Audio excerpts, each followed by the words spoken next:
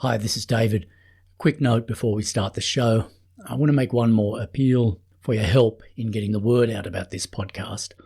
If you've enjoyed the show up to this point, please help me spread the word about it either by recommending it to somebody you know or on social media or by giving it a positive review wherever you listen to podcasts. I have about 5 or 6 more episodes of this show planned in my head, and I would like to do them, but they do take a lot of work to put together, and unless the podcast starts performing better than it's performing right now, I just won't be able to justify to myself the amount of work that I'm going to have to put into that. So I've done as much as I can to publicise the podcast myself, and I really could use your help to get the word out. And if you have already been spreading the word about it, thank you. I appreciate that. And now we can start the show. I am completely innocent of any such charges.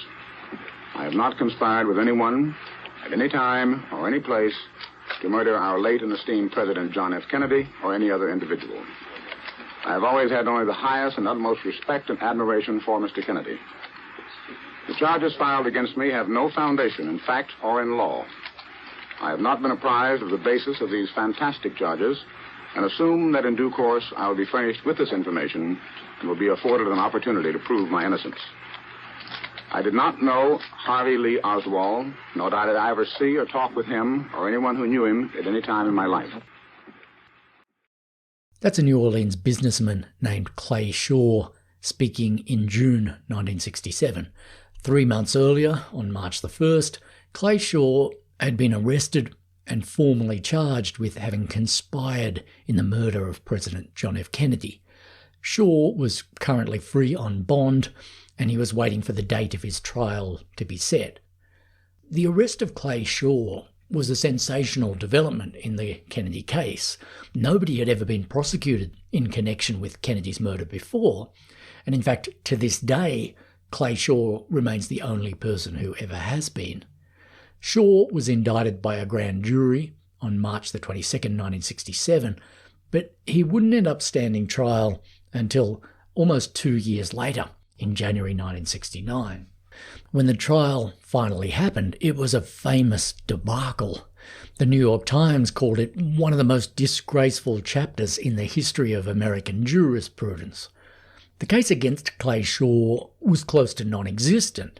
The prosecution had nothing on him except for a bunch of far-fetched conspiracy theories backed up by some blatantly coerced witness testimony from a pathetic assortment of petty criminals and drug addicts and obvious nutcases. Quite shamefully, a lot of the prosecution's case against Shaw had to do with the fact that he was a closeted gay man. For the prosecution, this fact added to the probability that Shaw was the kind of person who would have plotted to murder a president. Fortunately, the jury didn't buy any of the prosecution's flimsy arguments. It took the jury just 54 minutes to come back with a not guilty verdict. One juror told a reporter that they would have come back with that verdict even quicker, but, quote, "we all had to queue up and pee before we got down to business." But for Clay Shaw, though, the not guilty verdict didn't repair the terrible damage that the trial had done to his life.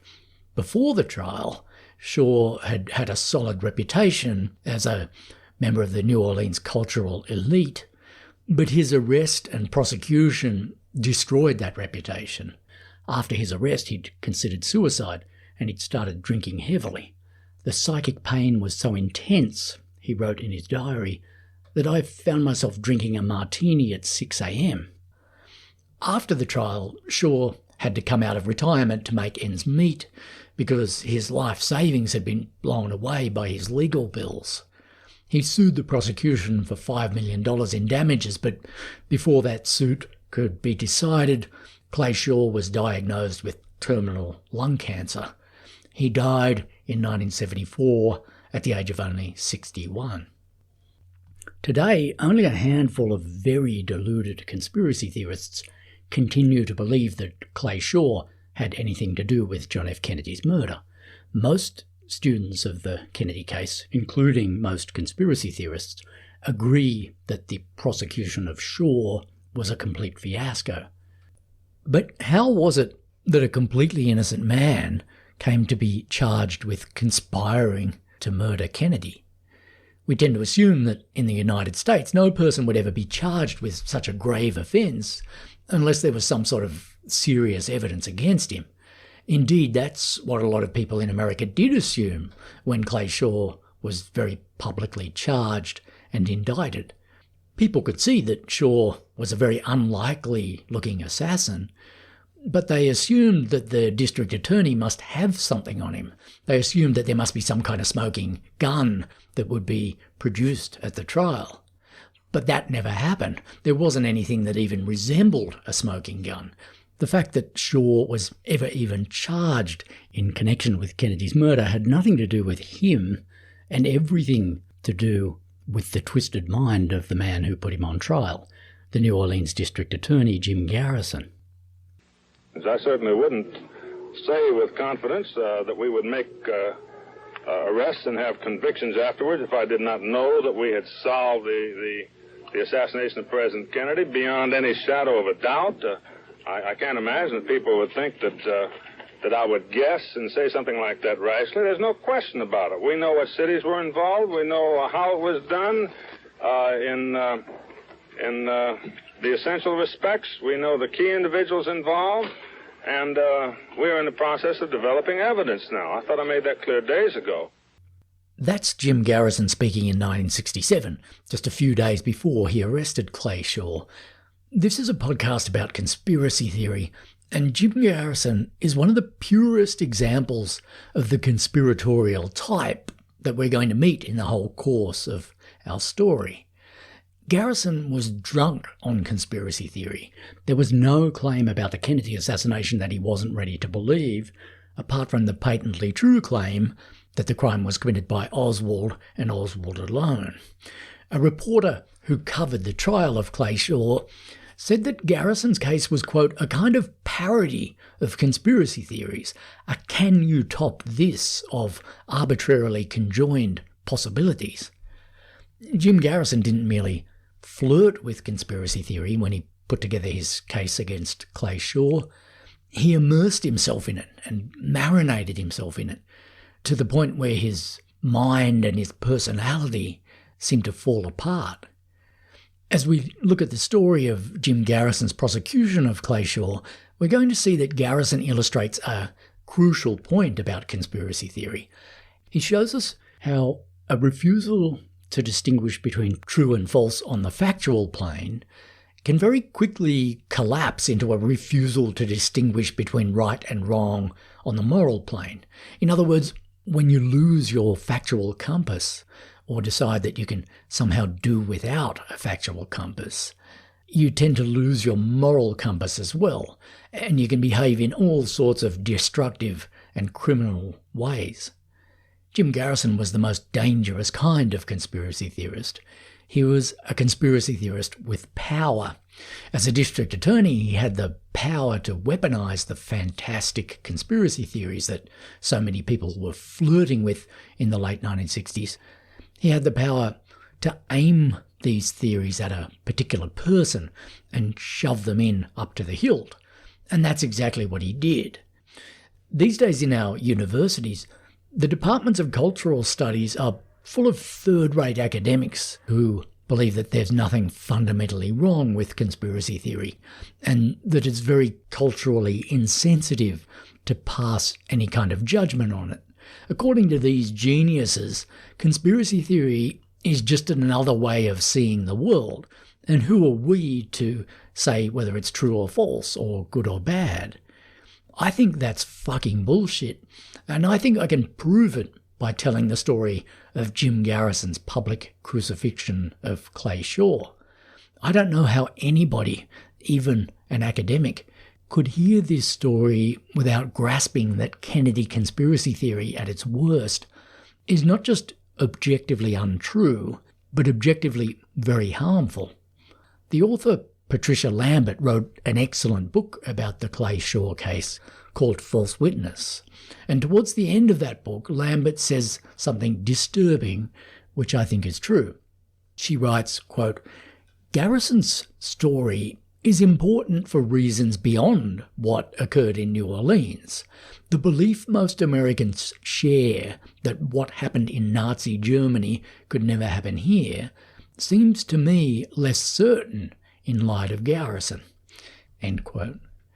That may sound a little extreme, like any comparison to Nazi Germany, but by the time I'm through telling the story of Jim Garrison and Clay Shaw, I think you're going to see what Patricia Lambert was getting at.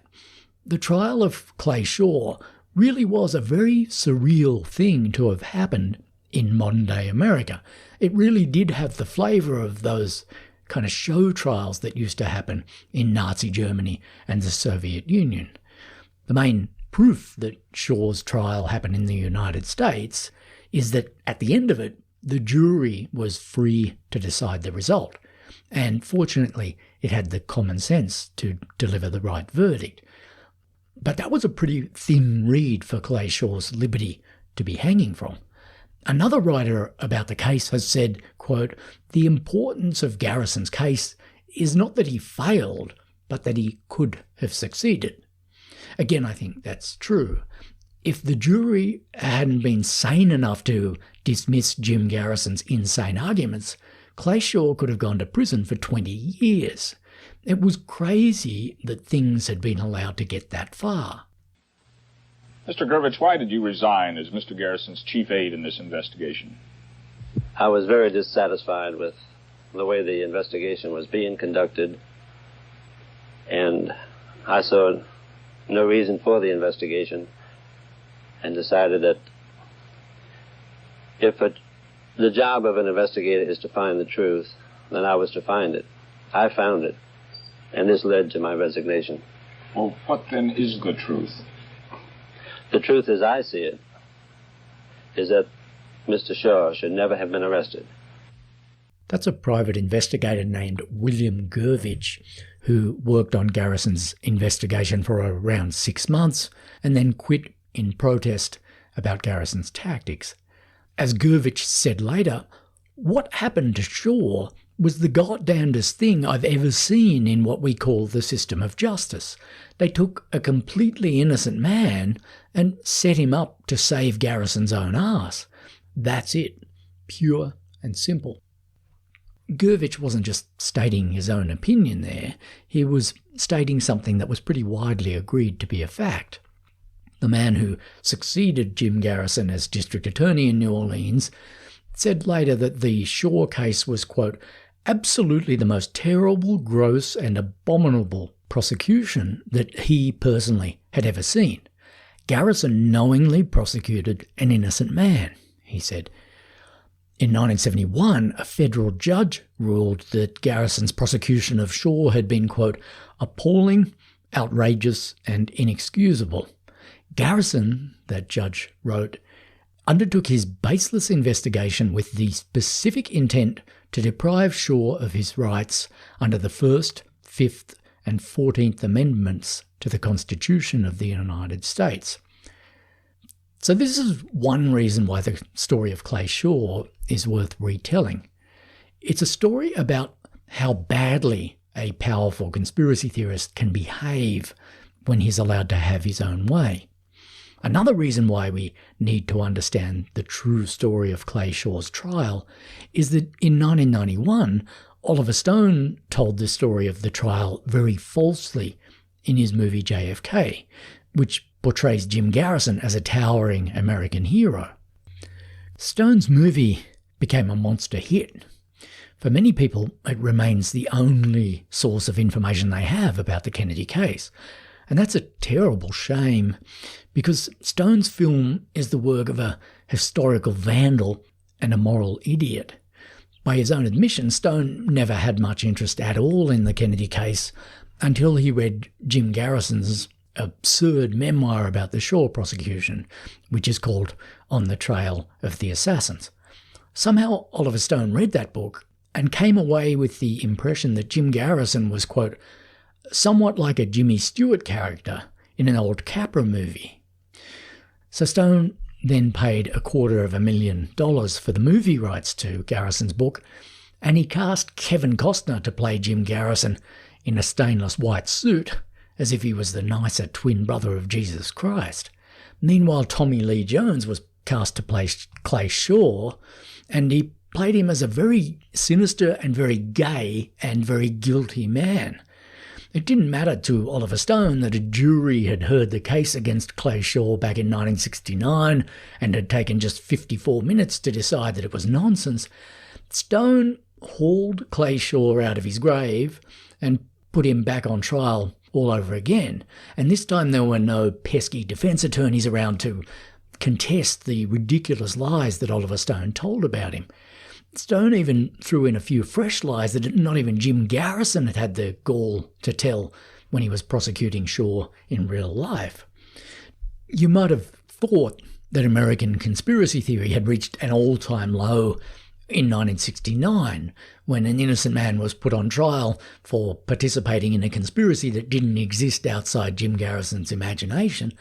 But in 1991, Oliver Stone went even lower than that, by telling millions of people around the world that Garrison's delusional and homophobic case against Clay Shaw had been completely fair and just, and that Garrison had been a major hero for pursuing it. "I know life is supposed to be full of surprises," said a journalist who had covered the trial back in 1969, "but I never thought I'd live to see someone make an all-out effort to rehabilitate Jim Garrison." But that's exactly what Oliver Stone did. Together, what Jim Garrison and Oliver Stone show us is that there's no limit at all to what a hardened conspiracy theorist will believe and say. And just like Garrison, Oliver Stone shows us that believing and saying this stuff isn't just a harmless hobby. It's something that can have very serious consequences in the real world. In the decades since he made JFK, Oliver Stone has gone on to make a series of bootlickingly sympathetic documentaries about some of the world's most thuggish despots and dictators, including Fidel Castro, Hugo Chavez, and Vladimir Putin. One critic of Stone's documentary, The Putin Interviews, said that Stone's questions could not have been any more pro-Putin if they had been scripted by the Kremlin itself. Apparently, after embracing the reckless conspiracy theories of Jim Garrison, Stone didn't think it was that much more of a stretch to endorse and legitimize the deadly conspiracy theories of Vladimir Putin. And when Donald Trump became president in America, Stone didn't seem too worried about him either. When the media asked Stone what he thought of Trump, he said, "You are all trying to get Trump every day, but there's a bigger problem. There is a deep state, a military-industrial security state. It's the system that has to be challenged." By the time Trump came on the scene then, Oliver Stone was so far gone on conspiracy theory that he couldn't even see the very real threat to American democracy that was right under his nose. He preferred to talk about the deep state that existed only in his imagination. And then, after Joe Biden beat Trump in the 2020 election, Stone seemed to endorse Trump's claim that that election had been stolen. I'm bringing in Donald Trump's name here because he is the last and biggest reason why I think it's important to retell the story of Jim Garrison now. At the moment, America is having a very hard time dealing with the threat of Donald Trump. He's already been president once, and right now he looks to have a better than even chance of becoming president again. And Trump is an uncannily Jim Garrison-like figure. The parallels between the two of them are striking. They're both dangerous demagogues, and they both have a strange habit of saying the first thing that pops into their head and believing that because they've said it, that means it must be true. After Clay Shaw was acquitted, a reporter asked him what he thought of Jim Garrison, and Shaw said that he believed Garrison was, quote, "quite ill mentally.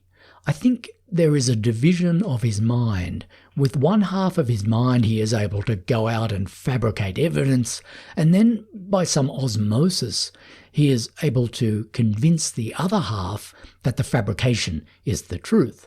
And then, I think, he believes it implicitly. I don't know what you think, but for me, it's very hard not to think of Donald Trump when I hear that description of Jim Garrison. And again, I find it hard not to think of Trump when Patricia Lambert writes in her book about Garrison that, quote, "The type of person Garrison represents poses perhaps a universal quandary because no one knows how to guard against people like him, and many, perhaps most of us, are susceptible to them. This unsettling reality may be the abiding lesson of Garrison's story." Clearly, the same quandary that Jim Garrison presented people with in 1969 is being posed again today by Donald Trump on a much larger scale. Far too many people in America are susceptible to Trump's shtick, and the people who can see through him still haven't found the right way to deal with him. The mainstream media has done everything it can to show that Trump is laughably unfit to hold public office, but for some reason he's undisgraceable. Back in the late 1960s, the media had the same problem with Garrison.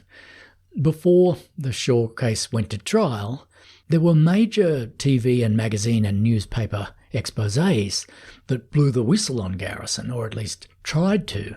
But these exposés didn't stop Garrison.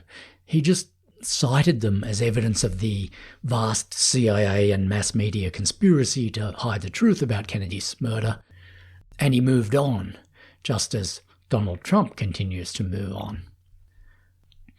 A few years ago, I made a doomed attempt to pitch a book about conspiracy to some American publishers, and a wise old shag who worked for one of these publishers said to me, "Is it really still worth talking in such detail about the Kennedy assassination? After all, it did happen 60 years ago," he said. Oddly enough, I didn't need this genius to remind me that the assassination happened 60 years ago. I did know that already, but I sort of take it for granted that big things that happened in the past do still matter, especially if people still haven't learned the lessons of those past events. And I think the lessons of the Clay Shaw case have never been allowed to sink in, partly because people like Oliver Stone have so desperately not wanted them to sink in. I've told a lot of different stories in this podcast, but I think the story of Jim Garrison and Clay Shaw might be the most important single story that I'm going to tell. It ties together a lot of the stuff about Kennedy conspiracy theory that I've talked about so far, and it shows how dangerous conspiracy theory can be if it's allowed to have its way. My name is David Free, and this is The Ghosts of Dallas.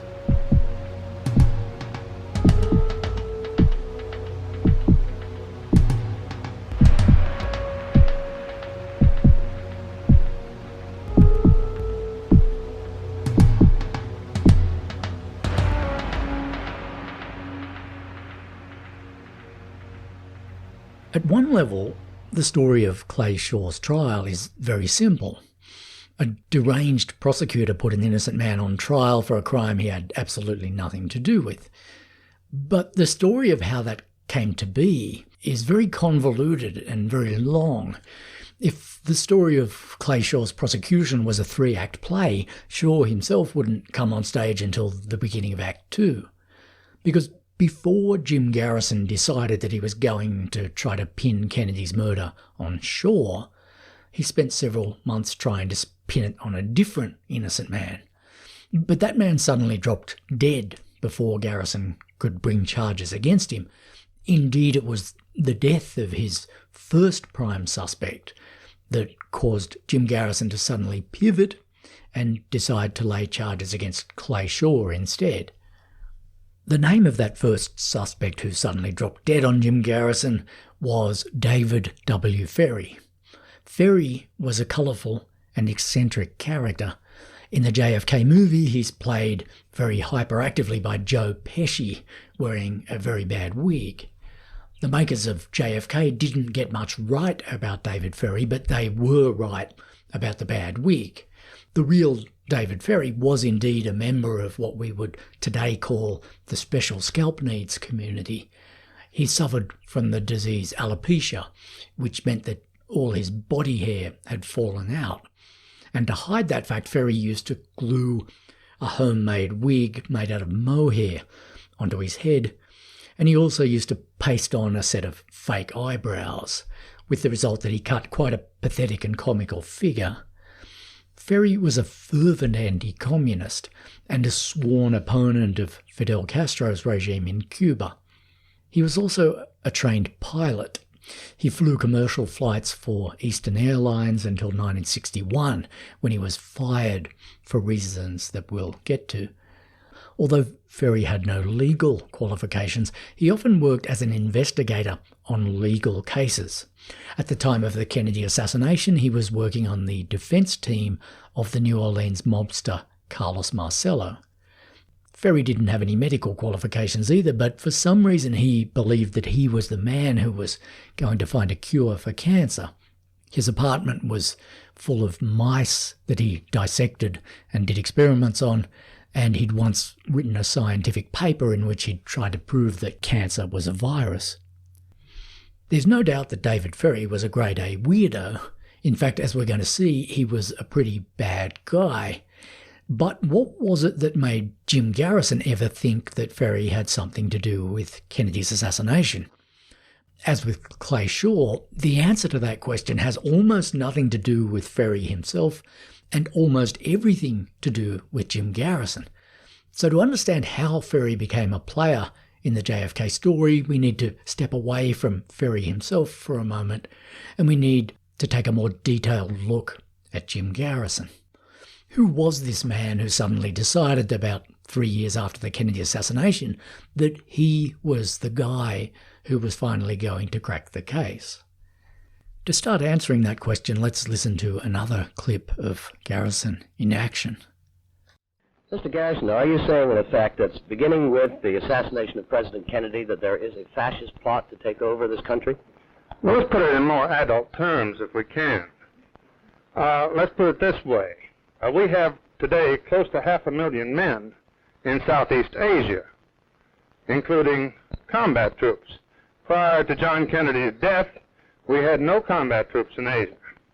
The tremendous escalation began after his death.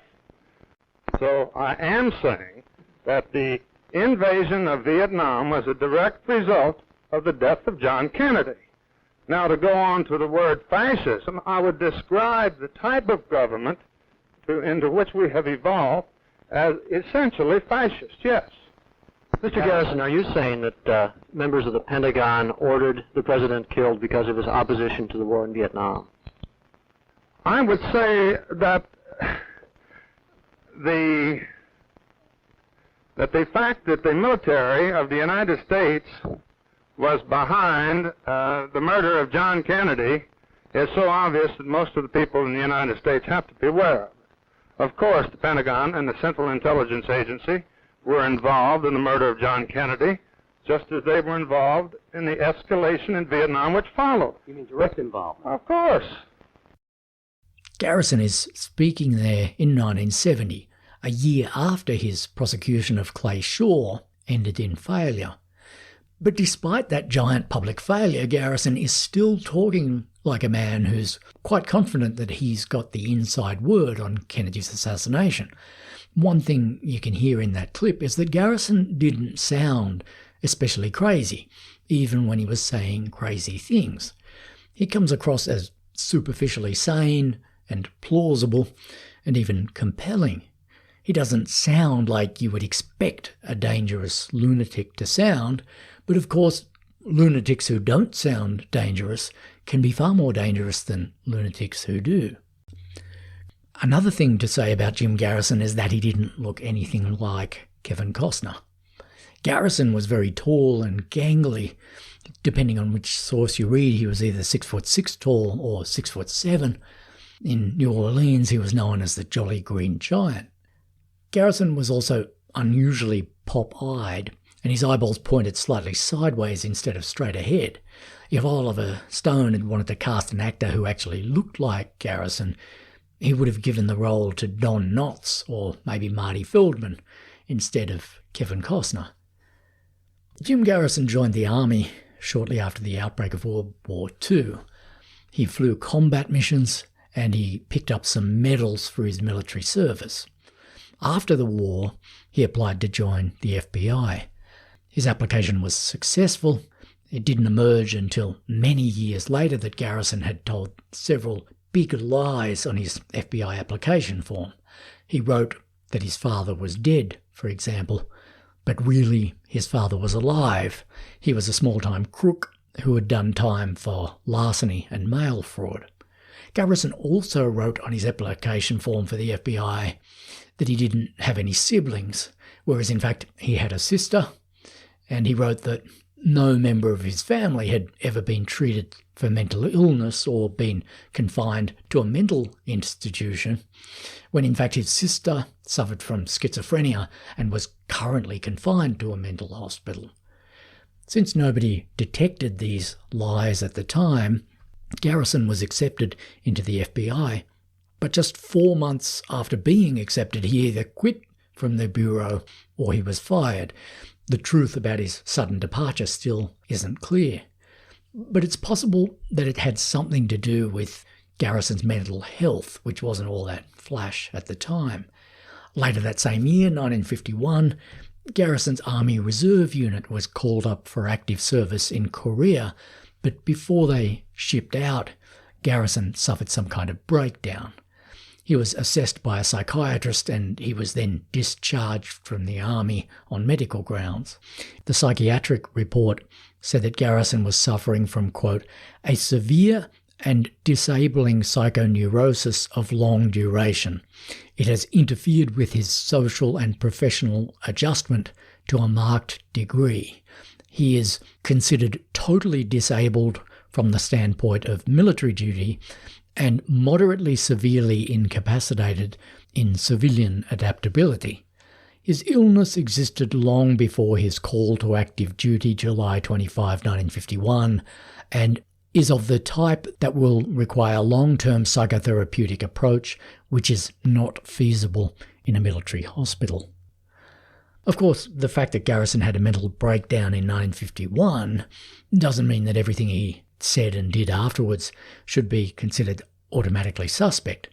People can and do recover from breakdowns of that kind, but Jim Garrison's history of mental illness is going to be relevant to our story because during the Shaw trial, there were clear signs that Garrison's mind wasn't working in a normal way. There was something creepy and unhinged about the whole way he pursued the case. Many people around him recognised this at the time, and it caused him to lose allies at a remarkable rate.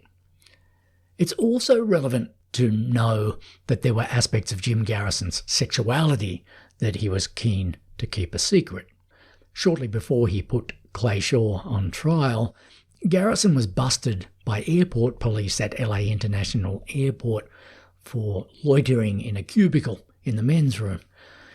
In the end, he wasn't charged with any crime, and this incident would probably be forgotten now if Garrison himself hadn't made a fairly hilarious attempt to explain it away in his book On the Trail of the Assassins, and if Oliver Stone hadn't faithfully echoed Garrison's version of the incident in his movie. According to Garrison, every time he landed at LA Airport, he was in the habit of buying a magazine. And because there were no seats in the baggage claim area, he was in the habit of taking his magazine to the men's room and sitting down in a vacant cubicle and having a 10-minute reading session while he waited for his luggage to arrive. Also, according to Garrison, the CIA was so desperate to stop him before he exposed the truth about Kennedy's murder that it had instructed the LA Airport police to swoop on him while he was innocently sitting on the can with his magazine and slap a bogus sex offence charge on him. But if that was true, Garrison fails to explain why he wasn't charged with any sex offence when this mysterious incident in the toilets occurred. The apparent fact that Garrison had a secret gay life wouldn't be worth mentioning if it didn't have a fairly clear connection with the way he conducted himself as a DA. During his first term as district attorney, Garrison made a big deal out of trying to stamp out vice in New Orleans. He cracked down on prostitution and gambling, and he also made a big show of constantly raiding the city's gay bars and generally harassing and demonising the local gay community. A psychiatrist who observed Garrison's conduct at the time said that Garrison appeared to be, quote, a paranoid schizophrenic obsessed with fear of his own active or latent homosexuality, and that as a result Garrison became determined to, quote, use his prosecutorial power in an attempt to destroy homosexuals, end quote. Garrison's tendency to hound and demonise other gay men went to a whole new level when he turned his attention to the Kennedy case. The theme of homosexuality became central to his bizarre conspiracy theories about Kennedy's murder.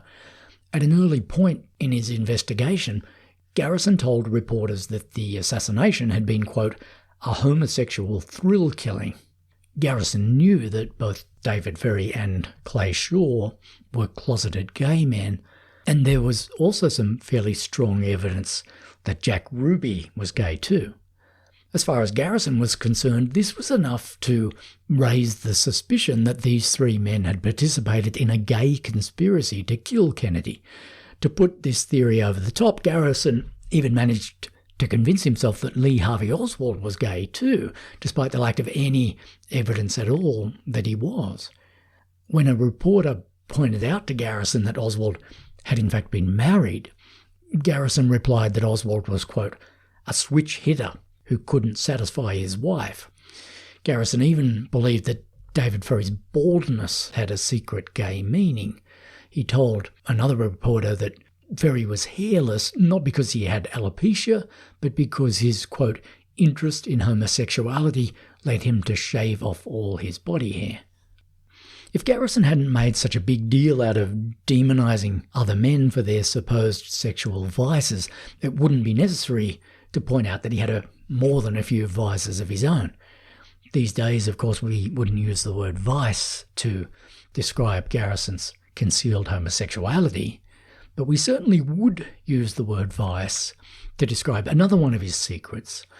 A reporter who knew Garrison well said that Garrison was, quote, basically a pedophile. He was indifferent to gender. He didn't care if it was a boy or a girl. He just wanted to be in control. In 1970, a year after the Shaw trial, Garrison was officially investigated for having molested a 13-year-old boy. He never ended up being charged over that incident because the boy and his family decided not to pursue it because Garrison was still the DA at the time and he still wielded a scary amount of power in New Orleans. But in her book False Witness, Patricia Lambert tracked down the victim of that incident and interviewed both him and his brother, and I'd say that it's impossible to read their accounts of that incident without believing that Jim Garrison did indeed molest that particular victim and was very lucky to get away with it. To go back to 1951, when Garrison was medically discharged from the army, he returned to New Orleans, which was his hometown, and he worked in the DA's office and then in private practice. In 1962, he ran for district attorney himself, and he was elected. Technically, his job title was district attorney of Orleans Parish, but since Orleans Parish and the city of New Orleans have identical borders, it's easier to just say that Garrison was the district attorney of New Orleans. A year into his first term as DA, JFK was assassinated. At that time, Garrison didn't display any particular interest in the assassination. He was still in the middle of his great populist crusade against vice and petty crime in New Orleans. He didn't get around to mounting his Kennedy crusade until 3 years later, in 1966, when doubt about the official assassination story was starting to become very trendy in the popular culture. But if Garrison was slow to see that there might be some sort of New Orleans angle to Kennedy's murder, there were other people in the city who saw that possibility straight away. After all, New Orleans was the second big city in the assassination story. It was second only to Dallas itself. Lee Harvey Oswald had been born and partly raised in New Orleans. And as we know from previous episodes of the podcast, he spent 6 months living in New Orleans in the year of the assassination, between April and September. When the first JFK conspiracy books started coming out in 1965 and 1966, some of them suggested that the key to the whole assassination mystery might be hidden somewhere in that 6-month period that Oswald spent in New Orleans. In New Orleans itself, there were many excitable locals who started thinking about this possibility straight away, within hours of Oswald's arrest. Some of these excitable locals were well-known New Orleans ratbags, and they simply invented stories about having seen or met Oswald in New Orleans so that they could give themselves a little walk-on part in the crime of the century. These well-known fabulists and pests were not believed by any responsible authorities at the time, but some of them would become key witnesses for Jim Garrison in 1966 when he belatedly launched his JFK assassination probe. One local ratbag who would become a key witness for Garrison was a drunk named Jack Martin. In the movie JFK, Martin is played by Jack Lemmon in a fedora. The real Jack Martin did wear a fedora. The JFK movie isn't wrong about that bit, but in just about every other respect, Jack Lemmon's portrayal of Jack Martin was misleading. The real Jack Martin looked nothing like Lemmon. He looked more like Steve Buscemi on a bad day. And Jack Martin had none of the integrity that we associate with Jack Lemmon either. The real Jack Martin was a shambling drunk who was well known around New Orleans for his tendency to go on benders and make up fantastic stories. This was how the unfortunate David Ferrie ended up becoming part of the assassination story. Ferrie and Jack Martin had once been close friends, and they'd worked together as private investigators on various cases, but lately Ferrie had done a few things to piss Jack Martin off. He'd been shutting him out of cases that he was working on, and on one particularly galling occasion he'd thrown Martin out of the office of a lawyer who no longer wanted him around. As David Ferrie later told the FBI, that was the moment when Jack Martin turned against him in a big way and made it his mission to hurt Ferrie in, quote, every manner possible. The day after Kennedy's assassination, Jack Martin got into a drunken late-night bull session with a friend of his named Hardy Davis. During this bull session, Martin started to fantasize that David Ferrie might have somehow been in on Kennedy's assassination, and he began to lay out a kind of fantasy case for the prosecution against Ferrie. Ferrie had been known to vent in public about JFK's handling of the Bay of Pigs invasion in Cuba. Ferrie thought that Kennedy had betrayed the anti-Castro invasion force by withdrawing American air support at the crucial moment. As far as Jack Martin was concerned, Ferrie's views about the Bay of Pigs invasion proved that he'd had a motive to assassinate Kennedy. Martin also remembered that Ferrie had once told him about a short story he was writing, or maybe just thinking of writing, about the murder of a president. So that was another thing for the motive column. As for the physical evidence, Martin seemed to recall that Ferrie had once owned a rifle a bit like the one that Oswald had allegedly shot the president with. So far, you'd have to be pretty deluded to think that any of this seriously put David Ferrie in the frame for Kennedy's assassination. Jack Martin was just doing what thousands of other people all over America were doing at the time, especially in Dallas and New Orleans. He was relating the assassination of Kennedy to his own life. He was theorizing or hoping that it might have something to do with him or with people that he personally knew. But after his drunken bull session with Hardy Davis, Martin went home and watched some TV. and he saw something on a news report that seemed to encourage his wacky conspiracy theories about David Ferrie. The TV report was about Oswald's life in New Orleans, and one thing it mentioned was that when Oswald had lived in New Orleans as a teenager, he'd attended some meetings of an organisation called the Civil Air Patrol. When Jack Martin heard that detail, he really flipped, as he put it later, because Martin knew that David Ferrie had once worked as an instructor in the Civil Air Patrol. This fact did seem to add a little grain of objective weight to Jack Martin's belief or hope that David Ferrie had been connected with Oswald in some way. At this stage, Martin was still incredibly drunk, and by his own later admission, when Martin was on the drink, he suffered from something that he called telephone-itis, which meant that he would get on the telephone and ear-bash anyone who would answer his calls. So Martin started ringing around, and he started peddling his David Ferrie theory to anyone who would listen. He rang the New Orleans Police Department along with a bunch of local reporters. By now, he'd added a few more random claims to his original story. He now claimed that Ferrie had been making mysterious trips to Dallas in the last couple of weeks. He claimed that Ferrie had been giving Oswald shooting lessons.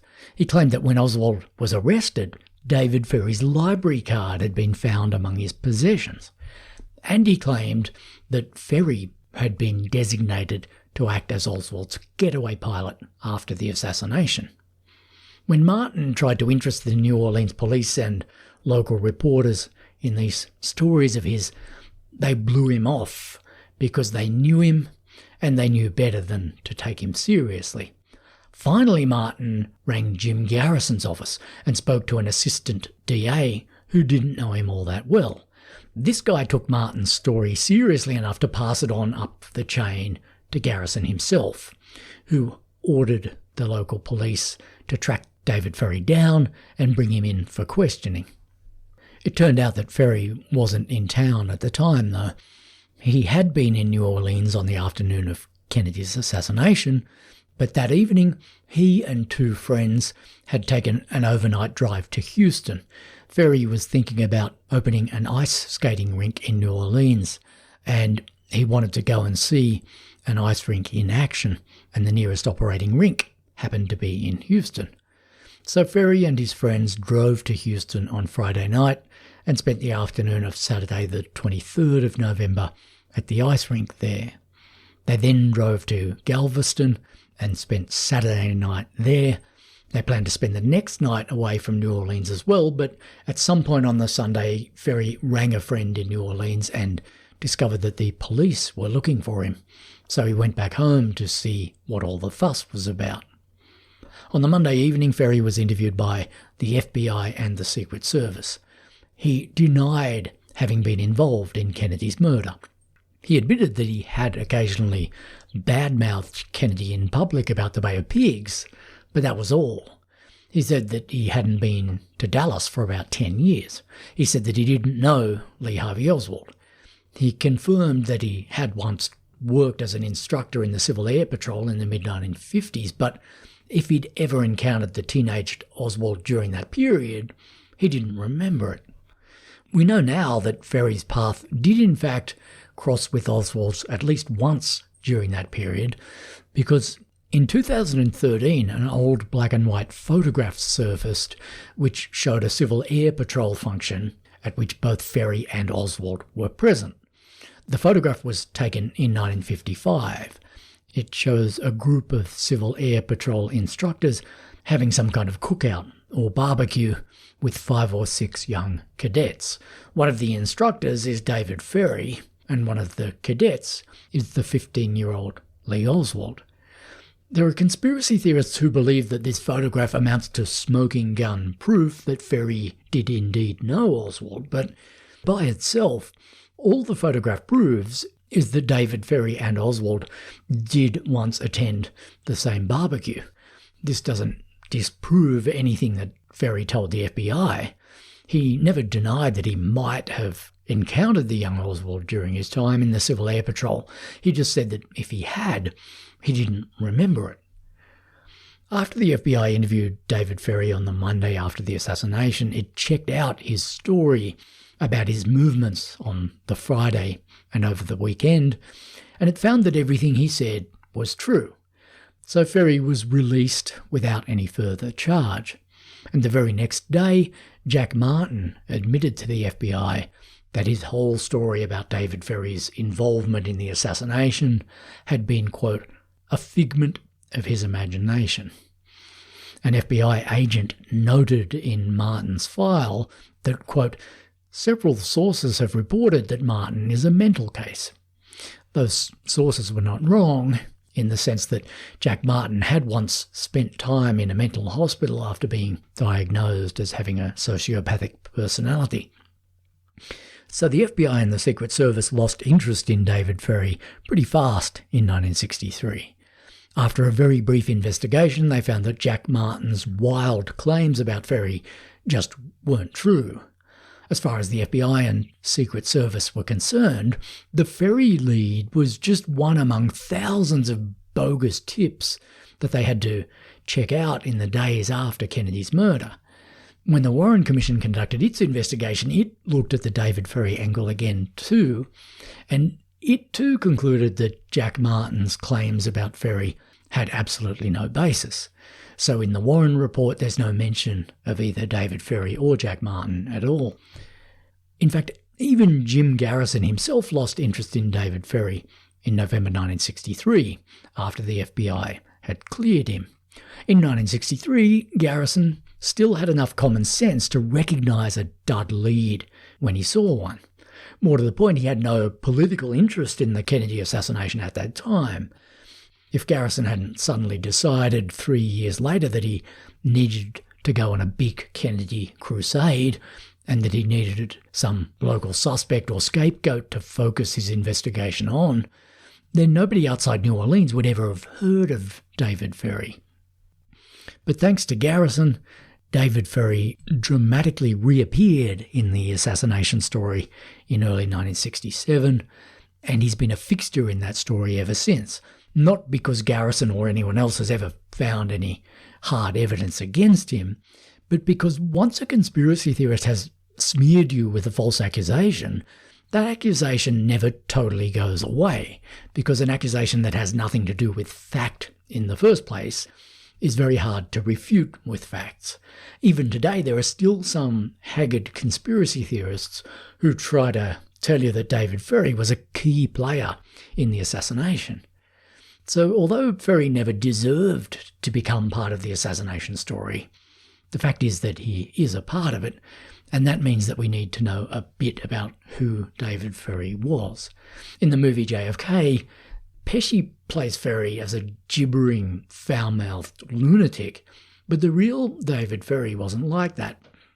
People who knew him thought that he was quite smart and articulate and even charming. That said, there's no denying that he did have his quirks. The pasted-on eyebrows and the curing cancer stuff were a trifle weird, and Ferrie certainly was a troublemaker. He had a habit of getting fired from jobs for disreputable behaviour. He was fired from the Civil Air Patrol in 1954 for giving unauthorised political lectures to the cadets. But he obviously continued to hang around in Civil Air Patrol circles after that, because the photograph with him and Oswald in it was taken in 1955, the year after Ferrie was fired. As for Ferrie's sexuality, it was uncannily like Jim Garrison's, in that he had consensual relationships with other men, but he also had an unhealthy sexual interest in children too.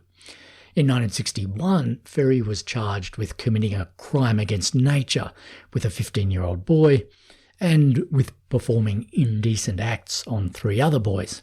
The charges were dropped, but they did result in Ferrie getting fired from his job as a pilot with Eastern Airlines.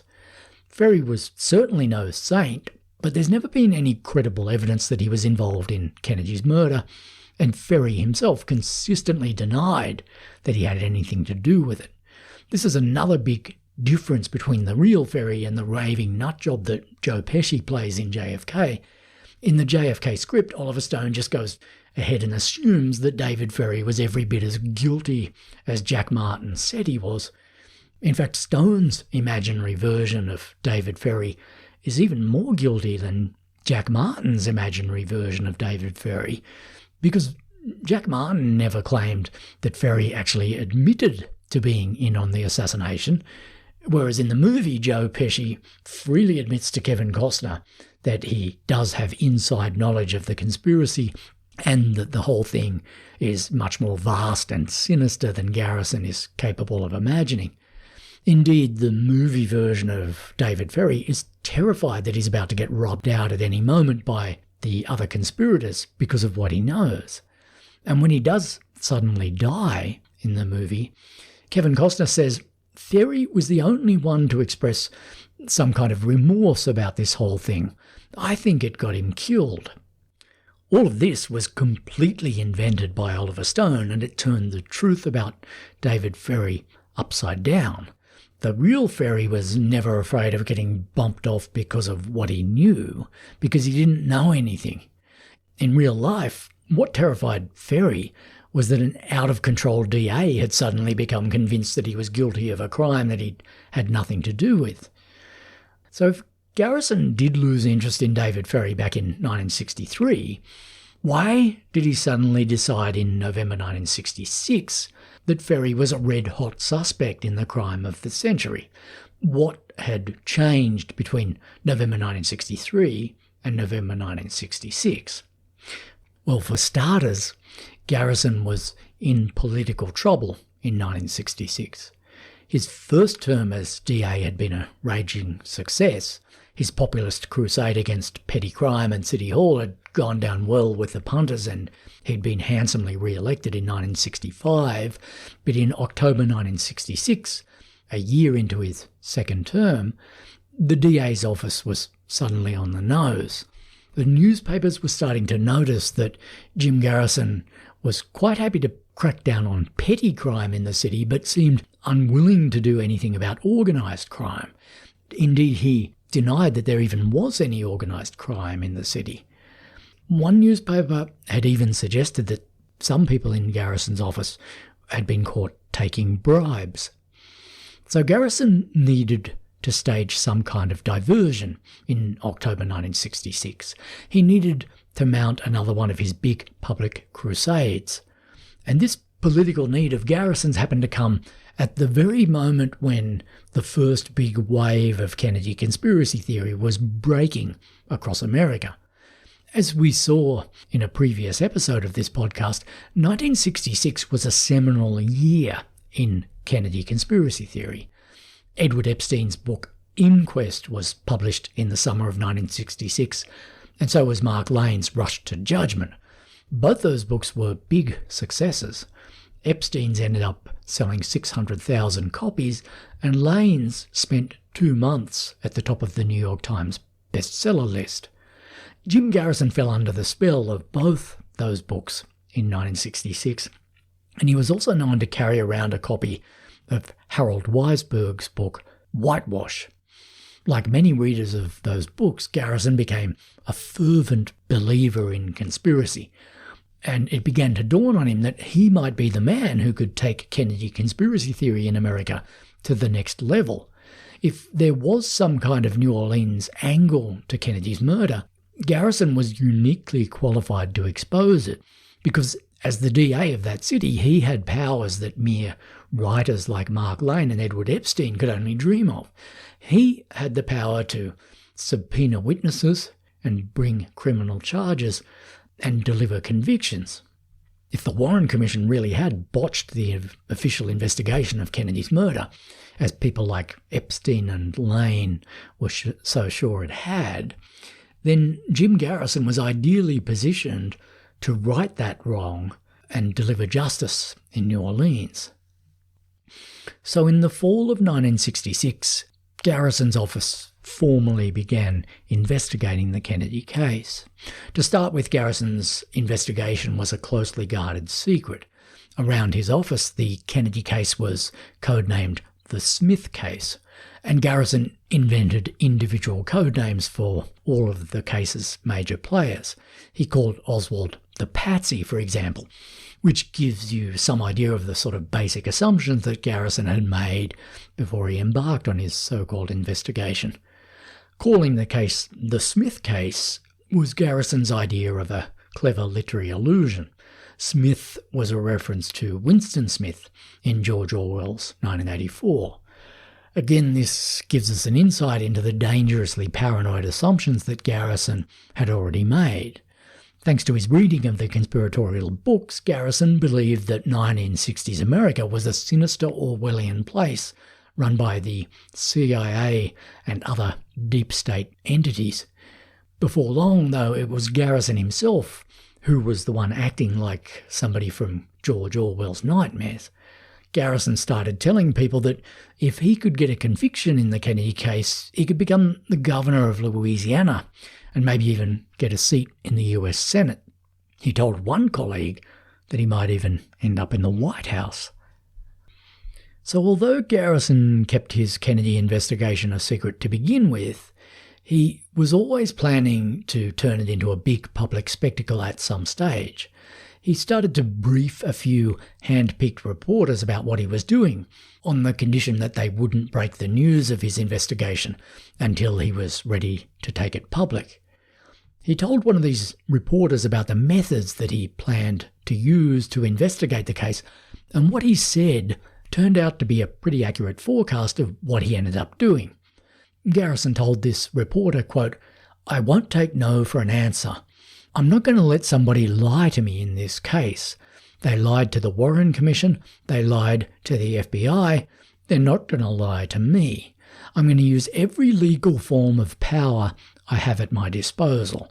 I have the right to make the decision. The people elected me to make the decision. I have the power available and I'm going to use it. If they don't like the way I use the power, then the solution is for them to not elect me the next time. But until the next election, I have it and I'm going to use it as effectively as possible, and I'm going to use it in new ways, perhaps ways that haven't been used before, and with imagination and, if necessary, with aggressiveness and audacity, in order to get people who have concealed the truth previously to tell the truth." End quote. One slightly troubling word that Garrison used there is the word imagination. Here's some audio of him using that same word again, shortly after his investigation had gone public. Mr. Garrison, on the basis of what you've just said, do you feel there should be a new investigation into the slaying of President Kennedy at a level higher than yours, or some have suggested a new federal investigation? Well, Ed, actually, I think that effective investigation, by that I mean imaginative investigation in which there is effective evaluation and not simply the blind collection of volumes of evidence, at every level is justified in a case like this. I would have to answer yes, except that I would hope that this time more premium would be placed on the evaluation function. So Garrison believed that the Warren Commission had done nothing more than blindly collect information without subjecting it to any kind of analysis or evaluation. This simply wasn't true. It was another one of those false and idiotic assumptions which guaranteed that Garrison's investigation was going to deliver false and idiotic results. Garrison believed that he was going to blow the Warren Commission's lame investigation out of the water because he was going to use his conspiratorial imagination to reevaluate the evidence in all sorts of creative ways that the Warren Commission hadn't dreamed of. But this idea that Garrison could use his imagination to resolve a case that had already been solved rationally was a recipe for disaster. Garrison had a worryingly vivid and flexible imagination, as we're going to see. In fact, there was something medically wrong with his imagination. And as his investigation proceeded, Garrison let his paranoid imagination run riot. He began by seeing connections in the evidence that weren't really there, and before long he was giving himself permission to just make stuff up. Another worrying thing that Garrison said to that reporter at the outset of his investigation had to do with his power. He said, "I'm going to use it in new ways, perhaps ways that haven't been used before, if necessary with aggressiveness and audacity in order to get people who have concealed the truth previously to tell the truth."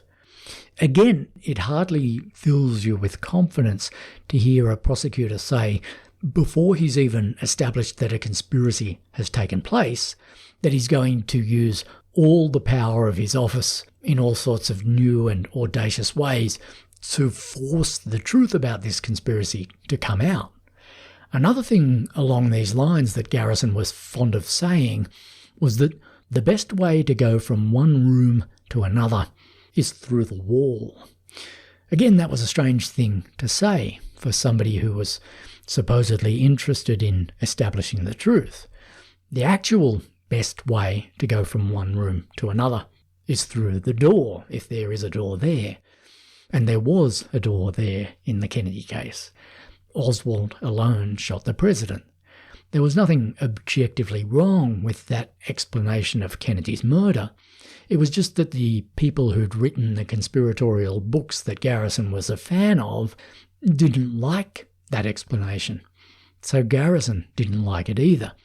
So he decided that he was going to ignore the open door that was already there, and he was going to try to kick his way through the wall instead. He wouldn't take no for an answer, even though the correct answer was no.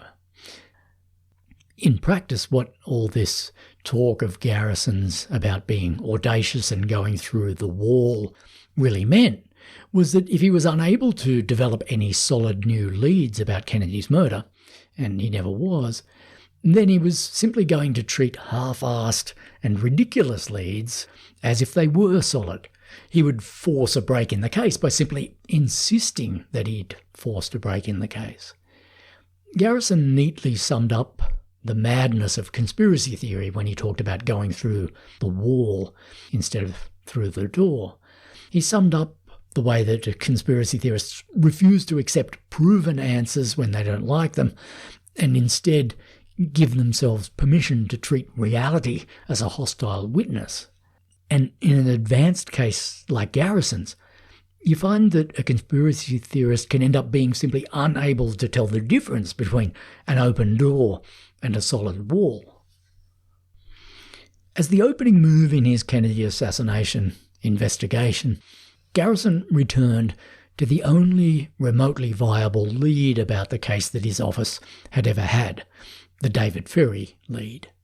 Or, as Garrison phrased this to one reporter, he suddenly found himself remembering, quote, a very unusual type of person who made a very curious trip at a very curious time about the date of the assassination.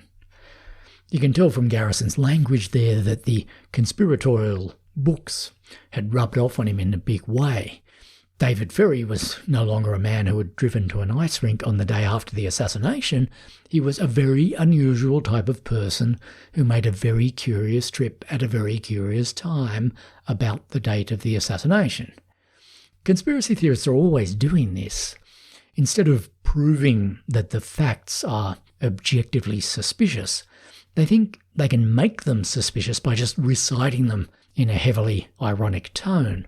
They say, "Oh, so David Ferrie went to an ice rink, did he? And he just happened to choose the day after Kennedy's assassination to do that, did he? And he needed to go all the way to Houston to find an ice rink, did he? That sounds very likely." When Garrison looked again at David Ferrie's alibi through the lens of conspiracy theory, he became fixated on the fact that Ferrie and his friends had driven through a thunderstorm to get to the ice rink.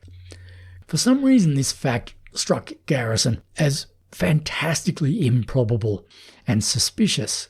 He just couldn't bring himself to believe it, which was a bit rich coming from Garrison, because as Garrison's investigation unfolded, he turned out to be capable of believing all manner of far more ridiculous things than that, as long as he had dreamed those things up himself.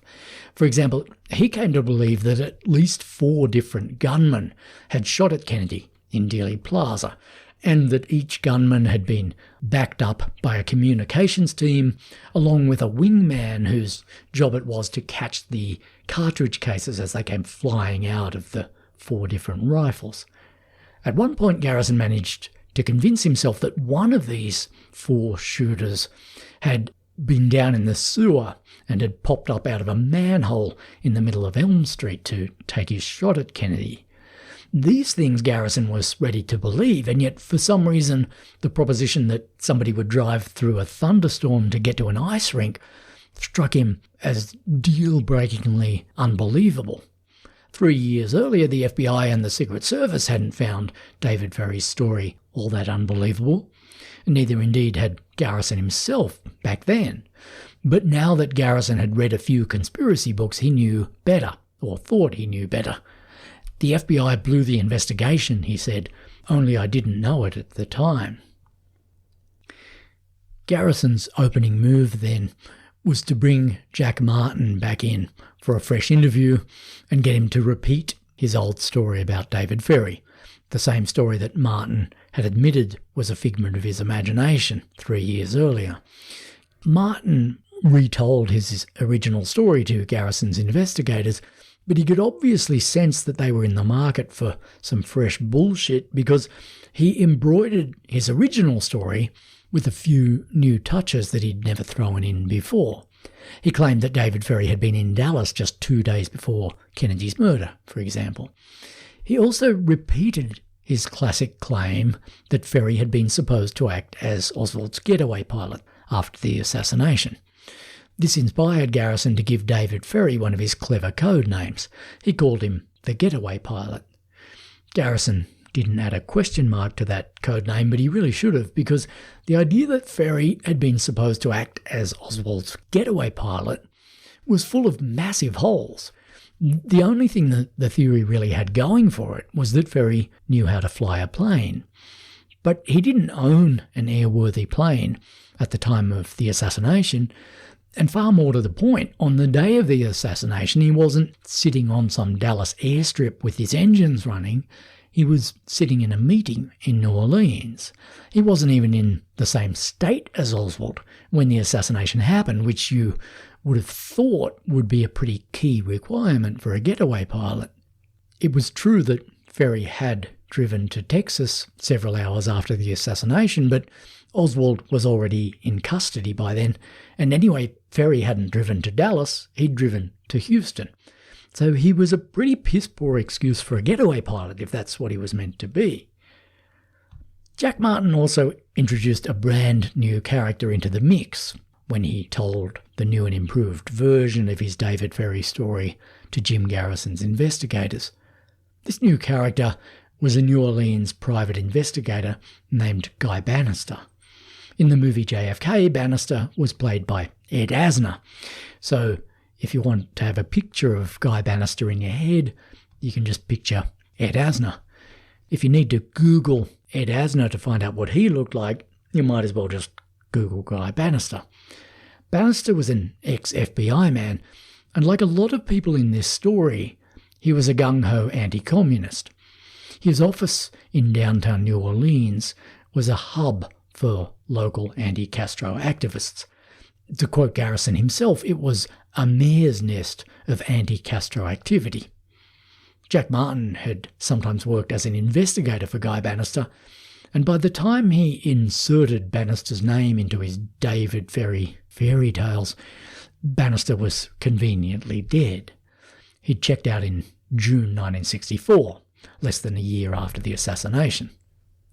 So Bannister wasn't around to dispute what Martin now told Jim Garrison, which was that he, Jack Martin, had frequently seen Lee Oswald and David Ferry together in Guy Bannister's office before the assassination, along with a bunch of unidentified Cubans.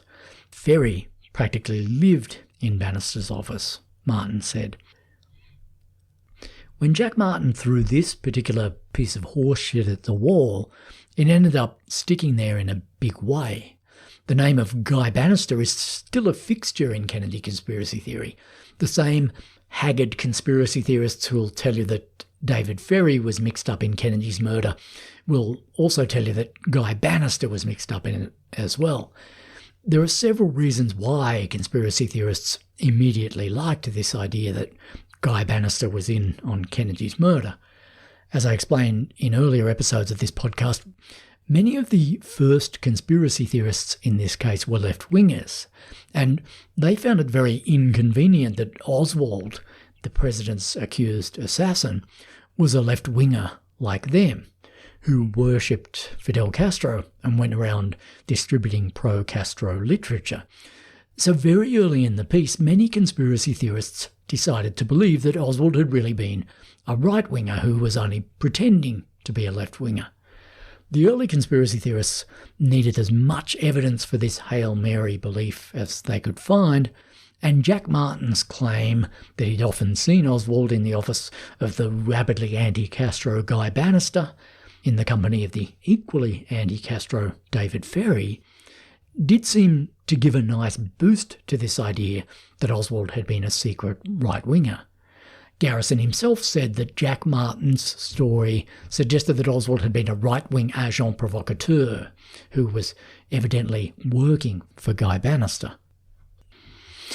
But there's a second and more specific reason why Jack Martin's claim about Guy Bannister accidentally hit a very big bullseye for Jim Garrison. As we know from previous episodes of this podcast, when Oswald was living in New Orleans, he established his own one-man, unauthorized chapter of the Fair Play for Cuba Committee. He printed up a bunch of flyers and pamphlets, and he used to stand around on various street corners handing these out. And on one batch of his pamphlets, Oswald stamped what purported to be his address. The stamp said, L.H. Oswald, 544 Camp Street, New Orleans. Now, Oswald didn't really have an office at 544 Camp Street. He didn't really have an office anywhere. But 544 Camp Street was a real New Orleans address. There was a big building there called the Newman Building. This building was only a block away from the coffee company where Oswald worked during his time in New Orleans, so it seems a fair bet that he was familiar with that address and that it struck him as a plausible address to use when he needed to invent a fake address for his fake branch of the Fair Play for Cuba Committee. As luck would have it, though, Guy Bannister's office was located in the Newman Building too. Mind you, it wasn't located on Camp Street, but on the other side of the building. The address of Bannister's office was 531 Lafayette Street, and there was no connection inside the Newman Building between Bannister's office and the offices located at 544 Camp Street. To get from one of those addresses to the other, you would have had to leave the building, walk around the corner, and go in another door. So if Oswald had secretly been working out of Guy Bannister's office, and if for some perverse reason he had wanted to give that fact away on his pro-Castro leaflets, he wouldn't have stamped 544 Camp Street on them, he would have stamped 531 Lafayette Street on them. So when you think about it rationally, the address stamped on Oswald's pamphlets doesn't provide the smoking gun link to Guy Bannister that some conspiracy theorists think it does. Mind you, there is no denying that it was an interesting coincidence. And this coincidence got Jim Garrison very hard indeed, because it did superficially seem to confirm Jack Martin's claim that he'd seen Oswald and David Ferrie together in Bannister's office. Of course, if Garrison had stopped to think about it, he might have asked himself why, if Oswald was working as an agent provocateur for Bannister, he would have been stupid enough to stamp the address of Bannister's building on his pro-Castro pamphlets, but stopping to think about things wasn't Jim Garrison's style.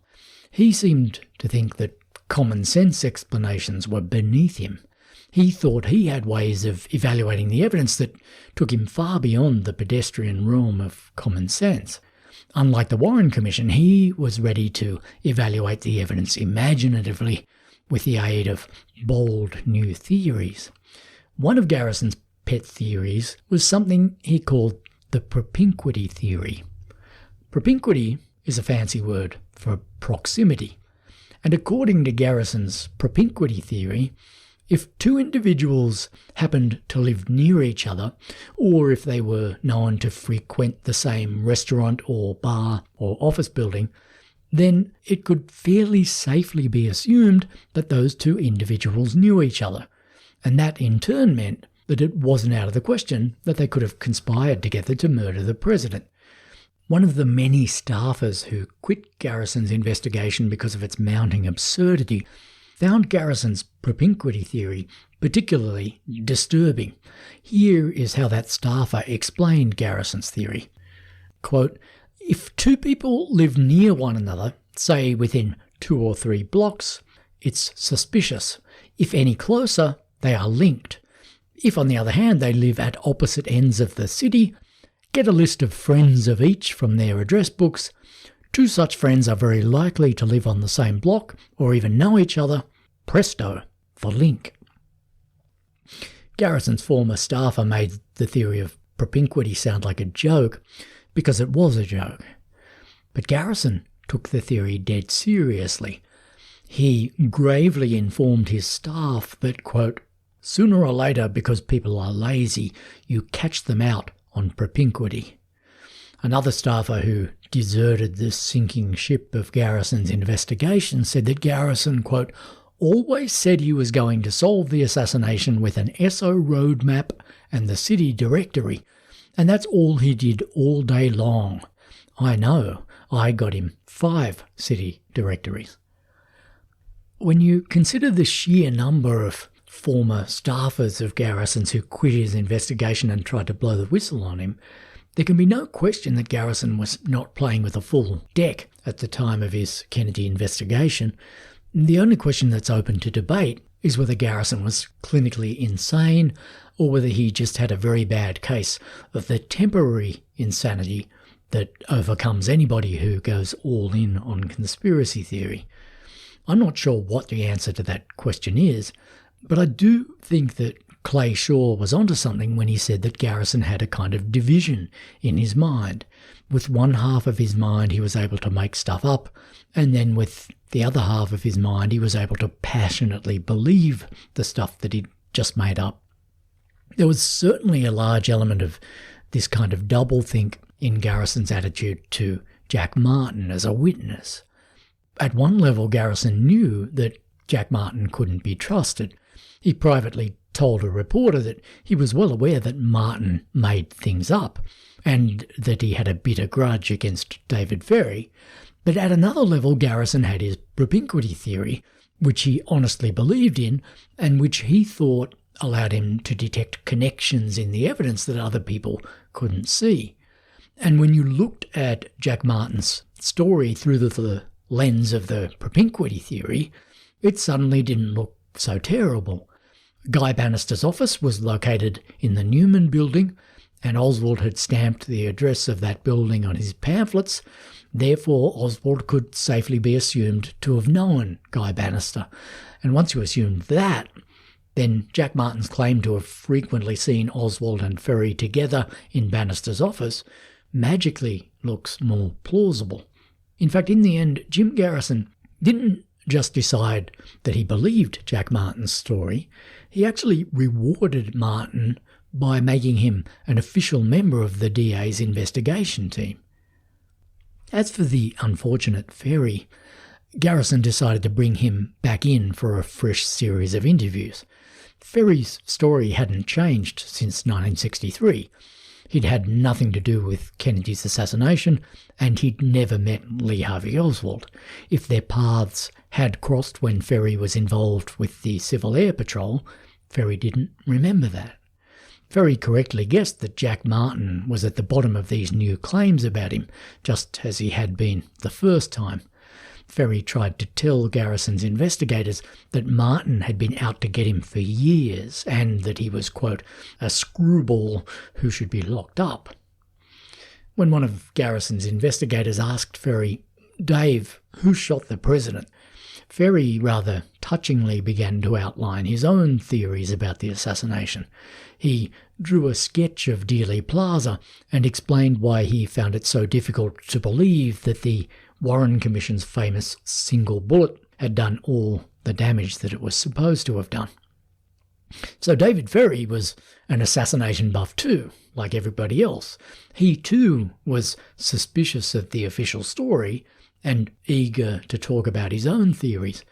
Unfortunately, he was pitching them to the wrong people. Garrison's men were not in the market for any new conspiracy theories about Kennedy's murder because they already had a big theory of their own, and David Ferrie was right at the centre of it.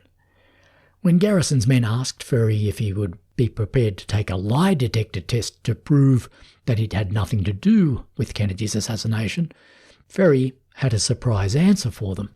He said, "Yes, absolutely. I have no hesitation at all," he said. He even offered to take a dose of sodium pentothal, which at the time was widely believed to be a kind of truth serum. Garrison's men had obviously been hoping that Ferrie would reject their proposal of a lie detector test, because when Ferrie said yes instead of no, Garrison's office didn't take him up on that offer, either then or later.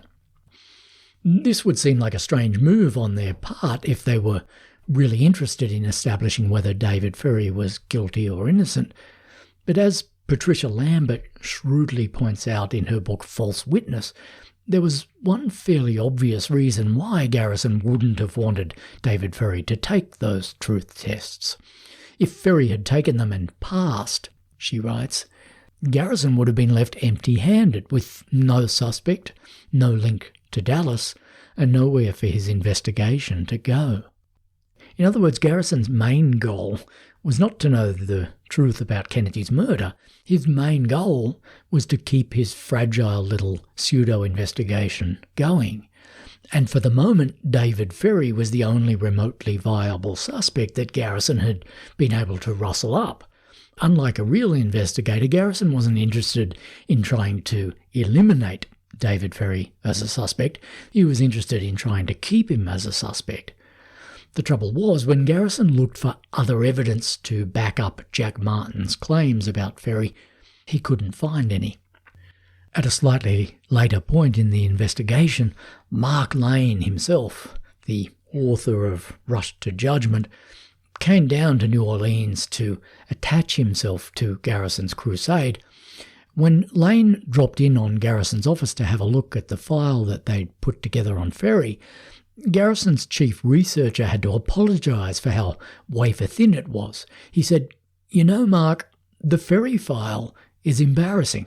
There's absolutely nothing in it of any importance." Garrison's researcher was worried that if anybody from outside the office ever clapped eyes on the Ferrie file, they would instantly realise that the case against him was baseless. So Mark Lane replied with some handy advice. He said, "If anybody asks, just tell them that the important stuff is kept in a separate file, a secret file."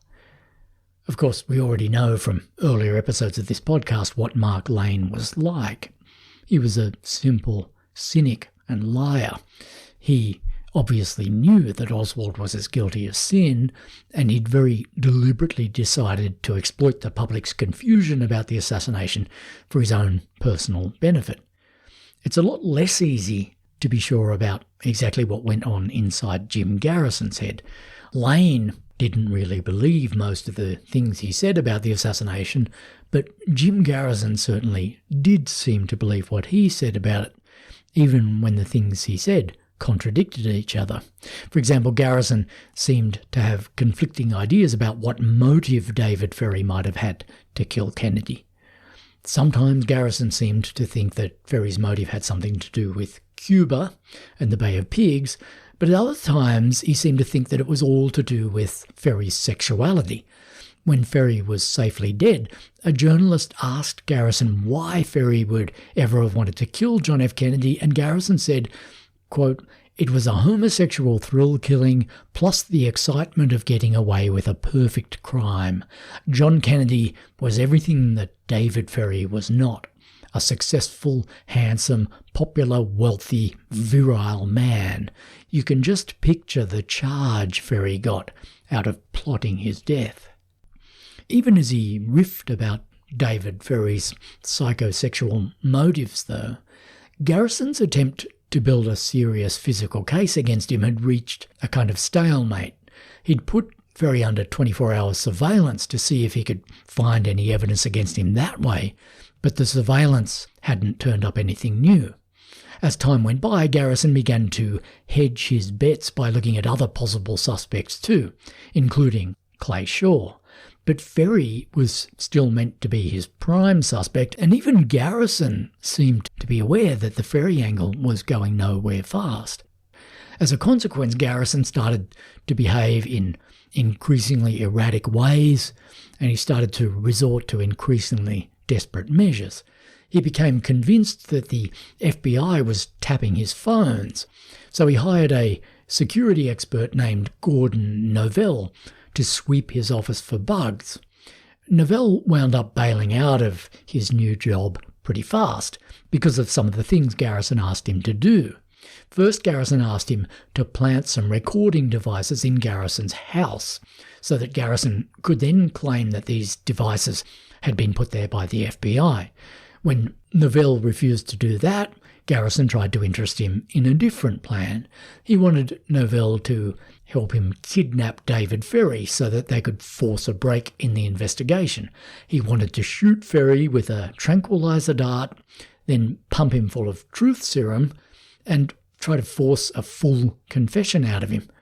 When Novell refused to go along with that idea, Garrison abandoned it. Novell also claimed to have seen some forged letters in Garrison's office which had purportedly been written to David Ferry by Lee Harvey Oswald. As we're going to see, Garrison had a shady way of getting witnesses to go on the record against David Ferry and Clay Shaw. He would tell his witnesses that they were only confirming things that plenty of other witnesses had told him already, or things that he already had written proof of, or photographic proof of, and then his witnesses would later find out that this wasn't true. They weren't confirming facts that Garrison had already firmly established from other sources. Their coerced and half-assed testimony was all the evidence that Garrison ever had. As far as the real evidence went, Jim Garrison's case against David Ferry had very definitely hit a wall by February 1967. Then something happened that broke the stalemate. For weeks, rumours had been circulating in New Orleans that Garrison's office was conducting some kind of investigation into Kennedy's murder. A local newspaper decided to investigate these rumours, and when it checked the DA's expense records at City Hall, it found that his office had recently spent $8,000 on trips to Dallas and other places linked with the assassination. When a reporter asked Garrison if he was investigating Kennedy's murder, he refused to either confirm it or deny it, which was tantamount to admitting that the rumours were true. On February the 17th, the paper broke the news of Garrison's investigation under the headline, "DA here launches full JFK death plot probe." The newspaper report was accurate, but it wasn't especially detailed. For example, it didn't name David Ferry as Garrison's prime suspect. Garrison wasn't all that unhappy that the story had broken. He'd always been planning to go public at some stage, given that the whole project had been conceived for his own political benefit. But what did irk Garrison about the newspaper story was that straight after it broke, David Ferry rang up the newspaper and outed himself as Garrison's prime suspect. This part hadn't been in Garrison's script. He'd been planning to name and arrest Ferry at a time of his own choosing, and he still didn't have enough evidence on him to arrest him yet. But now David Ferry had got in first, and he'd hijacked the narrative. An interview with Ferry appeared in the newspaper just a day after the news of Garrison's investigation broke. Ferry had invited a reporter over to his apartment on the night that the first story appeared, and he'd sat down with him for a 4-hour interview. Ferry told the reporter that he was innocent. He called Garrison's investigation an utter waste of time. He talked about suing Garrison and Jack Martin. The reporter noted that Ferry appeared to have been physically worn down by Garrison's pursuit of him. He wrote in his story that Ferry's steps were feeble. Ferry explained that he was ill. He said that he had encephalitis. He also said that he was scared. He feared that he might be arrested at any moment and charged with committing a crime he'd had nothing to do with. When the interview with Ferry was published, Jim Garrison responded by holding a press conference. It was the first of many press conferences that he would hold now that his investigation had gone public, and it would turn out to be a fairly typical Garrison performance. It was full of cocky talk about how he and his office had already cracked the Kennedy case and would be offering proof of that as soon as they legally could. "We already have the names of the people in the initial planning," he said. "We are not wasting our time and will prove it. Arrests will be made, charges will be filed, convictions will be obtained." Garrison's remarks made headlines around the world. He was a man with seemingly impeccable credentials who was confidently claiming that he'd discovered hard proof of a JFK conspiracy. But when Garrison made these impulsive remarks, he painted himself into a corner. He had promised the world that arrests and convictions were on the way, and now the world would be expecting him to follow through on that promise. 2 days later, Garrison held another press conference. Do you believe, sir, that any New Orleans residents were directly or indirectly involved in the assassination? No comment. This time, Garrison didn't sound quite as cocky as he'd sounded 2 days before. In fact, he seemed to be backpedaling a bit. He claimed now that all this premature press coverage had compromised his investigation and interfered with his timetable. Before the press had screwed things up, he said, arrests had been just a few weeks away. Now, thanks to the press, they were months away. Mr. Garrison, some names have been released on people that you have questioned, particularly one person that you arrested 72 hours after the assassination as a fugitive from Texas. What comment do you have for this? My comment is that I think that the newspapers, in mentioning the names of people whom we have not charged, whose names we have not mentioned, is very unfair to these people. In spite of the fact that we are investigating a number of individuals in this country, we presume that people are innocent until they are found guilty. And these individuals have not even been charged. And their names have been mentioned in the newspapers in such a way as to create damaging inferences.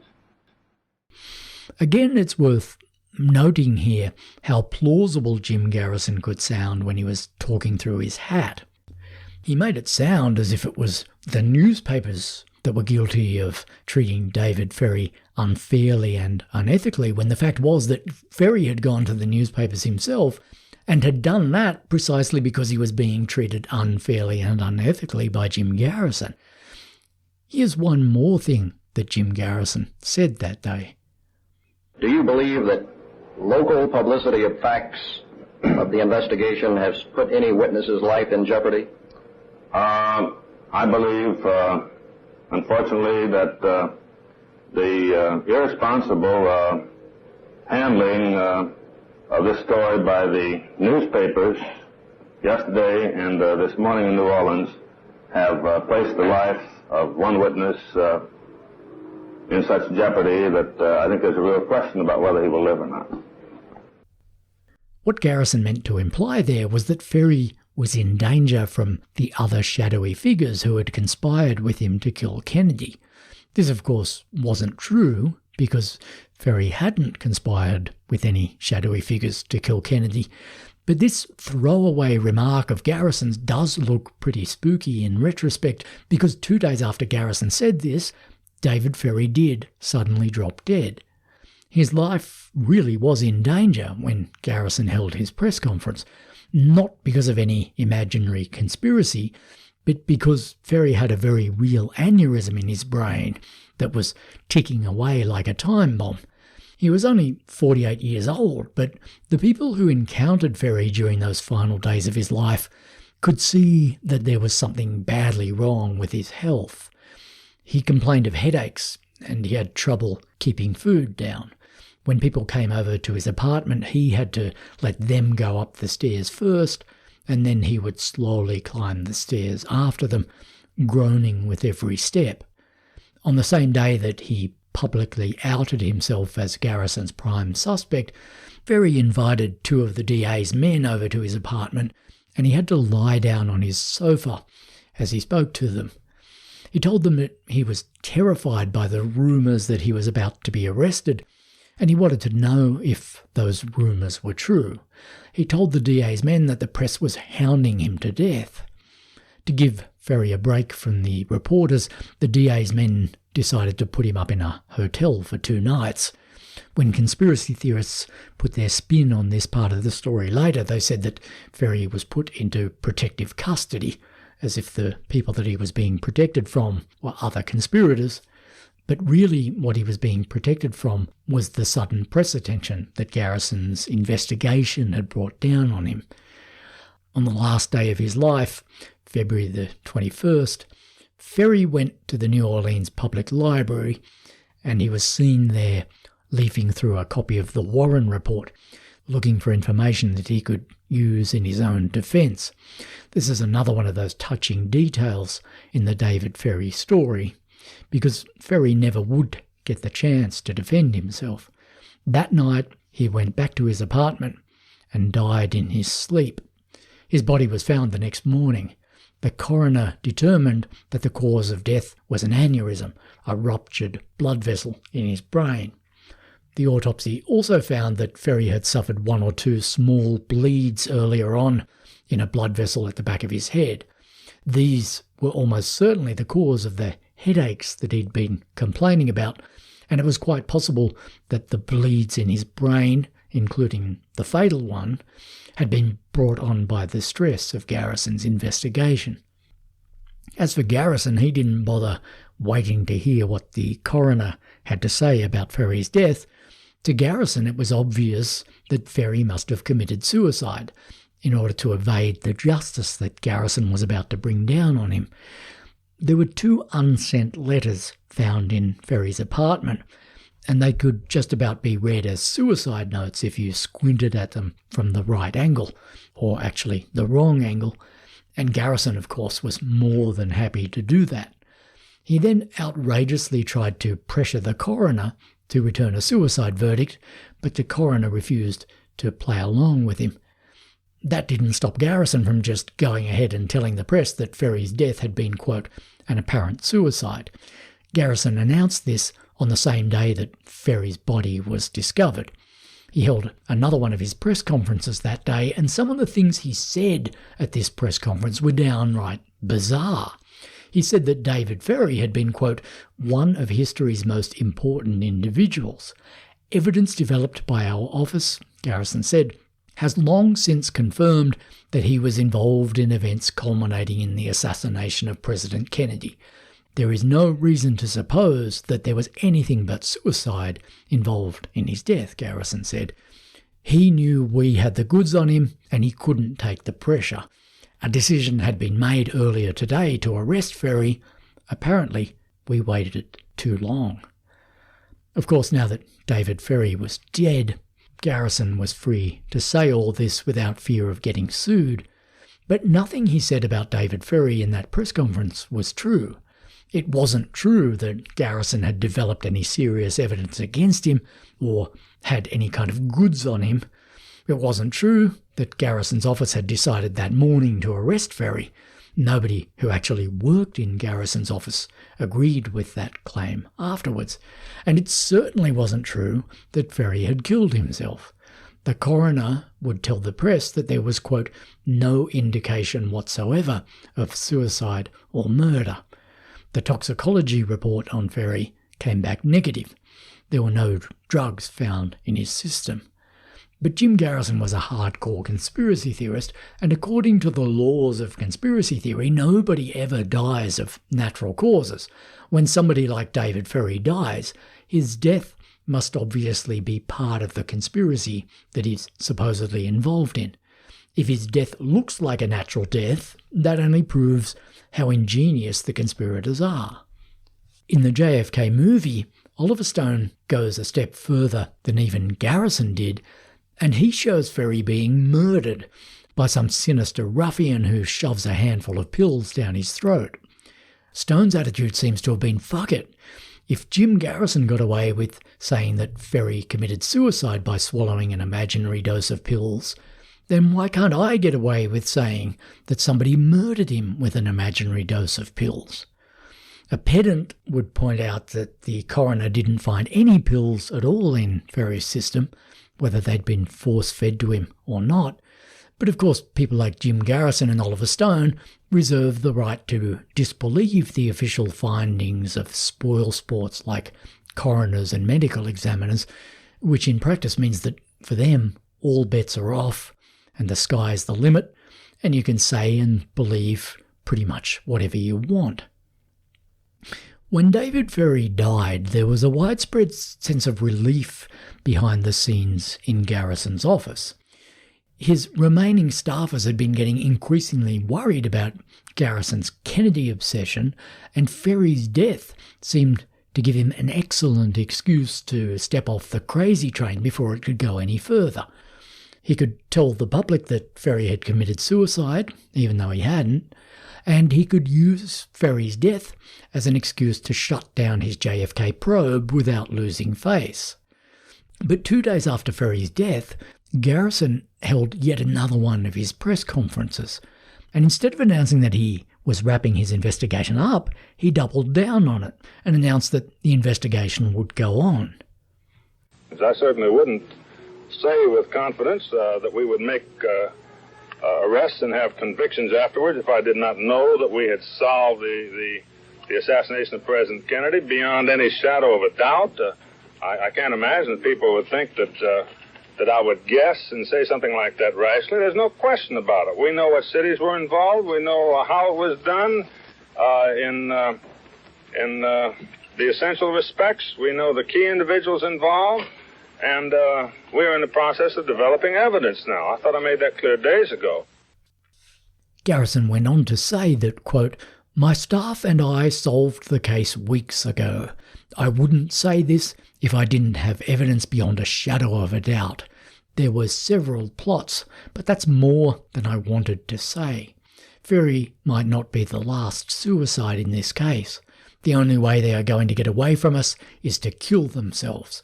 We're now building a case," Garrison said. "It's a case we will not lose. The key to the whole case is through the looking glass. Black is white and white is black. I don't want to be cryptic, but that's the way it is. We are going to be able to arrest every person involved, at least every person who is still living. I am sure that there will be convictions." In Oliver Stone's JFK, Kevin Costner famously repeats that line about white being black and black being white, as if it was a penetrating piece of philosophy. In fact, it was another statement of Jim Garrison's madness and of the general madness of conspiracy theory. If the evidence doesn't say what conspiracy theorists want it to say, they always seem to think it's okay to just turn the evidence upside down and read it as meaning the complete opposite of what it appears to say. If a coroner says that a man didn't commit suicide, that obviously means that he did. If another medical examiner says that the president was shot from behind, that obviously means he was shot from in front. If the evidence overwhelmingly suggests that only one man did the deed, that only shows you how good the conspirators are at framing people. And if some other man seems to have had absolutely nothing to do with the deed, that only shows you how good the conspirators are at covering their own tracks. Black is white and white is black. Jim Garrison made that reckless statement on the 24th of February 1967. Just 5 days later, on March the 1st, Garrison arrested Clay Shaw. And we'll be talking about that twist in the Garrison story next time on The Ghosts of Dallas. Are you willing to say tonight, when your trial comes up, that you'll secure a conviction without the shadow of a doubt? I cannot make a statement which would reflect on Mr. Shaw. Since the day we charged him and arrested him, I have not made a statement which inferred that he's guilty, and I cannot infer that now. But I am trying to tell you that there is no question as a result of our investigation that an element of the Central Intelligence Agency of our country killed John Kennedy, and that the present administration is concealing the facts. There is no question about it at all. That is your opinion? No, it is not. I know it, and if you will just wait, you will see that history will support this as fact.